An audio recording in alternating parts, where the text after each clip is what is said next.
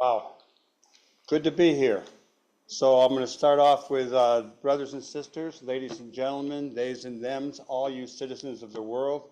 It's really an honor to be here. I'm very grateful that Pat heard me talk at Undercover Books and invited me to come. Uh, I've been thinking about, all kind of memories because she said, how about sharing your organizing experiences, and that's a lot of years and a lot of influences that brought me to this place today. Um, Not only is it nice to be here, at one time I had thought I'd be a minister. I grew up in the Congregational Church, United Church of Christ now, I think, and I, uh, I basically chose socialism because my minister could never tell me why Jesus was more important than Gandhi or King. And I did a lot of visiting Quaker meetings, Unitarian churches, uh, Baha'i Temple. There were a lot of Native American spiritual influences. So I feel kind of, it's good to be in a church. I don't go to a church that often, but I get good feelings. And it's great to be in the greatest city in the world. And we can, we gave the world Obama, we gave the world a Pope, we gave the world the White Sox, and we could keep going. Um, but I first came to Chicago in 1942. I was born in January, and in December I came out by a train to visit my grandparents who lived in South Shore. And I came back later to go to Lake Forest College. The summer before I went to Lake Forest, I had come through high school. I grew up in Connecticut. I played football. I chased after young women. Um, I did go to Pilgrim Fellowship. Uh, I had a lot of great experiences growing up, and one that was primary was growing up on a road called Redcoat Road. And that was because the Redcoats, the British, had marched nearby going up to Danbury, Connecticut to burn the hat factories. So I grew up with a kind of anti-imperialist vibe. I do remember singing John Brown's Body Lies a Mouldering in the Grave when we would be marching around and stuff as kids. Uh, but the summer of 60, I was into hot rod cars, and I had a 1940 Ford Coupe with an Oldsmobile engine and primered. It was all primered, and it had California or bust on the back. And I set out with a friend to California to work in a cannery. My dad had set me up with this job through his father, who had worked for Libby. Um, and A lot of stuff happened along the way. The car overheated. The other guy with me got burned. I left him in Joplin, Missouri. I kept going. I picked up a guy who was going to go join the Marines. I picked up another migrant worker. And while I was letting the migrant worker off, I got the car wouldn't start. I jumped the car, jumped back in. The lights were off. I got hit in the back. I woke up and there were two cars burning on the other side of the road. So I'm grateful to the Great Spirit that I'm here today. But what I learned that summer, the first thing that really hit me was uh, walking in with a job that was set up for me, and there were all these Filipino, Mexican, Black, Latinos, some poor whites waiting to get a job in a cannery, and I had some privilege, and I walked right into it. So that was something that stuck. Also, we had a little team of a Mexican kid, a Black kid, and myself. And so it was my first Rainbow Coalition. And I'm big on the Rainbow Coalition, and I'm sure you all are. That's really the future of the world. Uh, so the summer comes to an end. I go back to Connecticut. I get in in a car with my parents, and we drive to Lake Forest.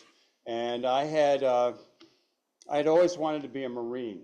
So I joined the Platoon Leader Corps, and lo and behold, a group of, and that was where you would, after college, go serve a couple of years in the Marines. Uh, a motley crew of kind of hippies came through. A lot of them were British, called the San Francisco to Moscow Peace March. And they totally turned me around. Uh, I was no longer wanting to be a Marine. I was into peace. Uh, And of course, there was a lot of civil rights stuff going on, and we used to come down to the University of Chicago. We integrated the barber shops. We did a lot of work. That summer of '62, I had a Triumph motorcycle, and I drove it to Mexico City in 4 days. And the minute I crossed the border, my world changed. Just to see what, Brownsville, Matamoros, once I crossed the border, it was pretty rough-edged, and that summer was really opened up a lot of things for me. End of the summer, I had a job in Uptown, and some of you are familiar with Uptown up on the north side. It was really a destination point for Southern white migrants for a time. And I had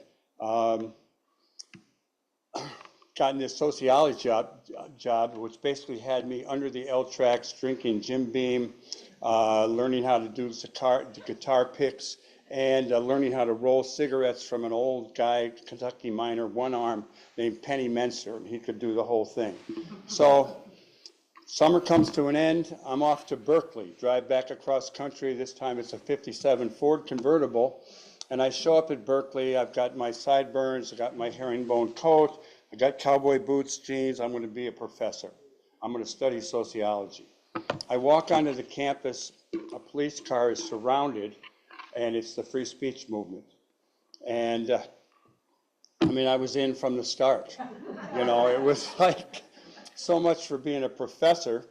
While we had surrounded that police car, I found a piece of paper on the ground, and it had a photograph of an old black gentleman selling apples in front of an unemployment office. And it said, "Build the interracial movement of the poor." And that was like a gift from God. I was in sociology trying to figure out how, through conflict theory, you would bring diverse people together. That was always a motivating force, I think, that emerged in my life, was trying to bring folks from different places, different backgrounds together to get along and to work together. So I wrote a letter to SDS, Students for Democratic Society. They were on 63rd Street here then. And I said, I'd like to get involved. And what do I do? And they said, well, you have to do it. And so a group of us went into West Oakland that summer. So it was like a whole bunch of white kids and one African American. And it was really not the time to be in a rough-edged neighborhood with a lot of white kids. And it was also when the war was cranking up, the Vietnam War. So there were these troop trains coming through. And we would try to stop the troop trains. And the energy was anti-war then, not long-term organizing the poor. So I ran into a guy named Stokely Carmichael from the Student Nonviolent Coordinating Committee at the Fillmore Auditorium at a benefit for SNCC. And I said, I'm thinking I'm going to leave graduate school. I want to go work in the community and build the interracial movement of the poor. And I said, I'm either going to go to Newark and work with Tom Hayden, or I'm going to go to Chicago to Uptown. I didn't work with Rennie Davis. Newark was in a black community. Uptown was pretty much white, although there were plenty of African Americans, Native Americans. Uptown was something else, it still is. And Stokely said to me, work with white people. We've got enough going on in the black community. We need more support from the white community. So lo and behold, I worked on a paper about different ways to organize the poor. I compared Alinsky's organizing, the War on Poverty, and the SDS projects, and you could guess which was the best in my paper. It was SDS. And I ended up in Chicago with a group called Join Community Union, Jobs or Income Now. And it had started off as a way to organize the unemployed, but really we developed a community union model where we were going to build an organization in the community. We did rent strikes. We had marches on the police station. I remember carrying guys, they were called winos then, and with frostbitten legs into Cook County Hospital. We did a lot of different things. There was a women's group. And this is early on. There was a food buying co-op.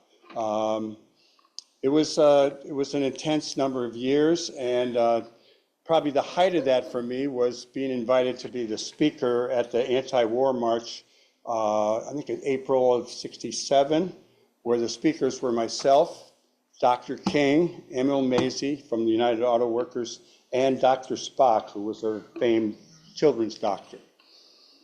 So that was that. Then 1968 comes around, and we end up running Peggy Terry, a white welfare woman, originally from Oklahoma and then Alabama, to run for vice president with Eldridge Cleaver of the Peace and Freedom Party ticket in California mainly. And we didn't ever think we were going to win, but we did use it as a vehicle to move around the country and talk to people and try to get more kids to leave school and go into poor and working communities. I'm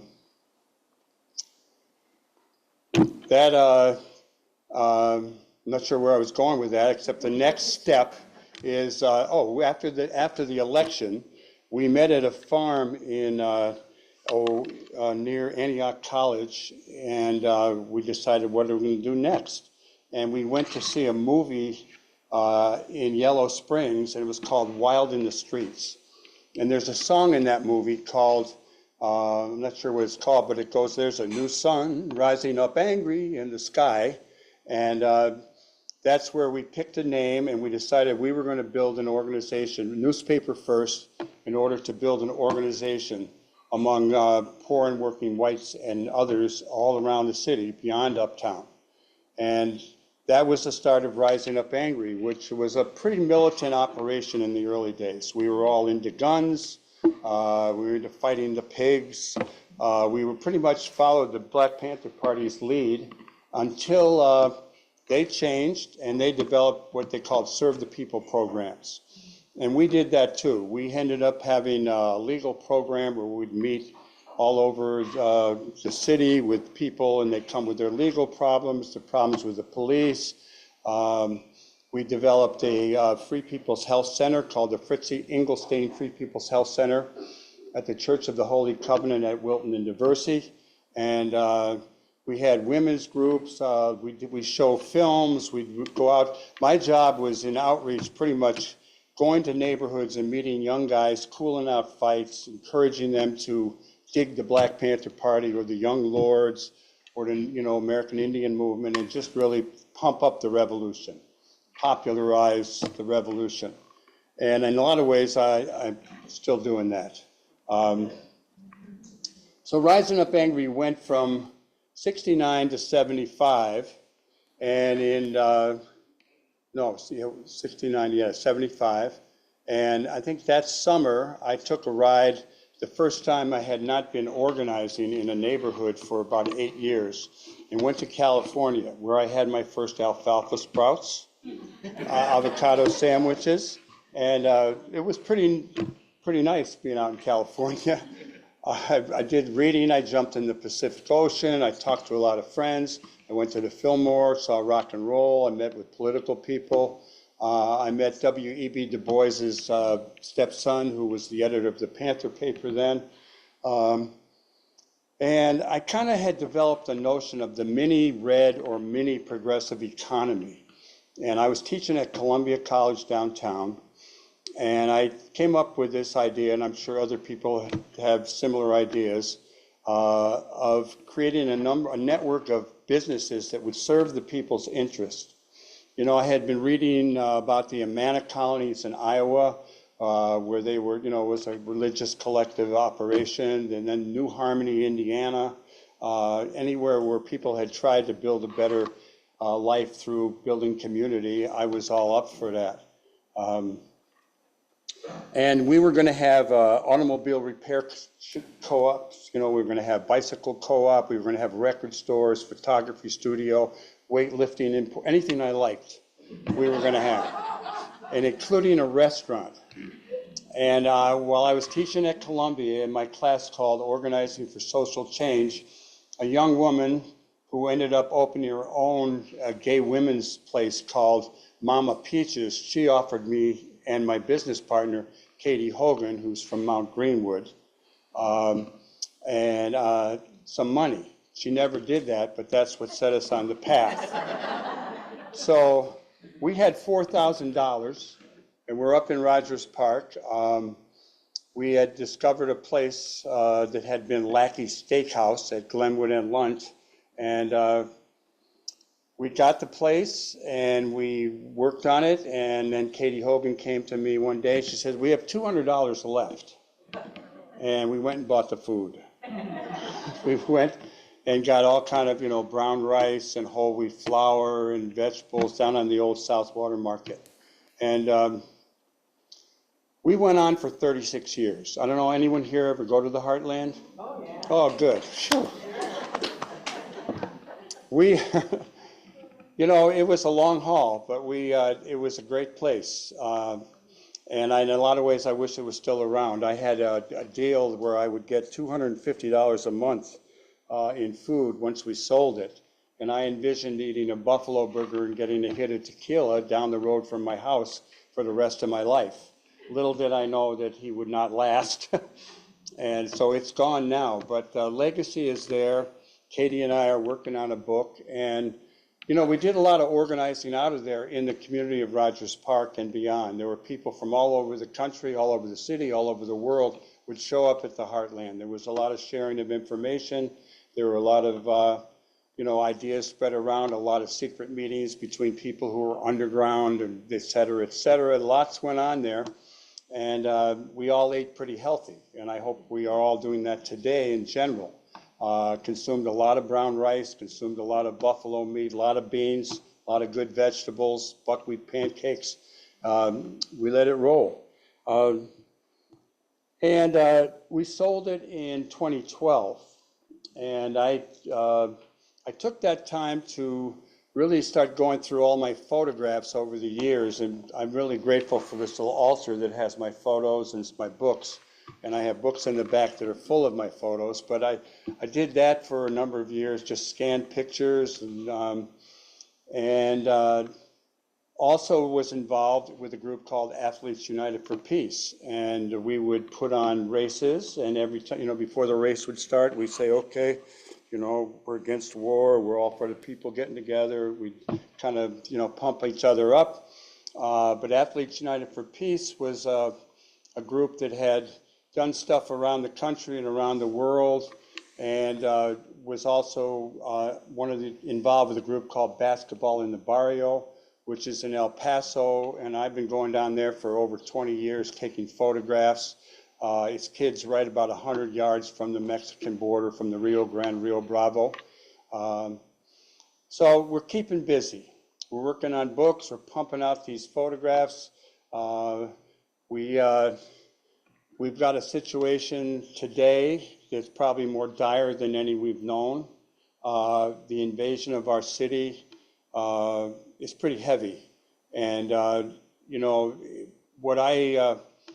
think a lot of us were really kind of down and depressed after, well, I don't really get depressed, but when Trump got elected. And I think the resistance to Trump and to authoritarian ideas is certainly on the rise again. There will be a whole shitload of young organizers coming out of these days. And some of you are here and some of you know people.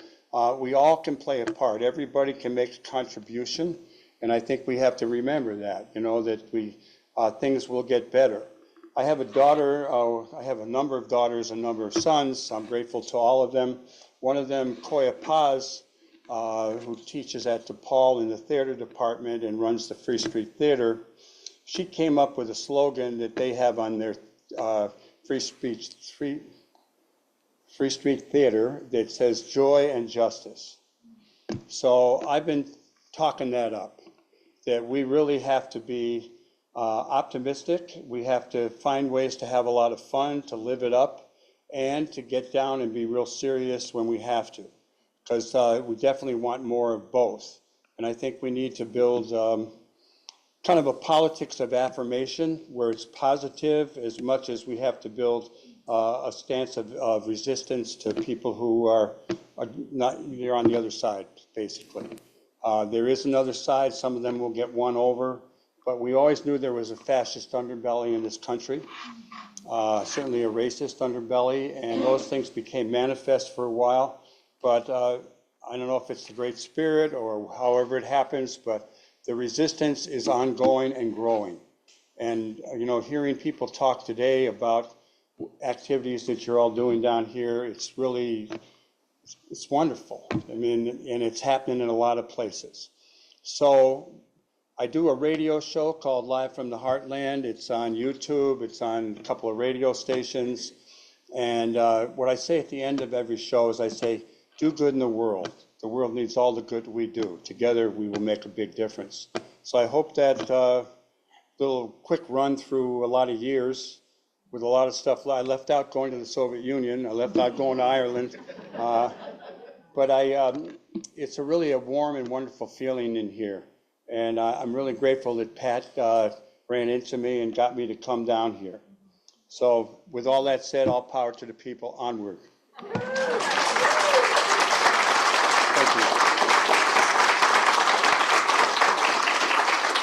Thank you. Thank you.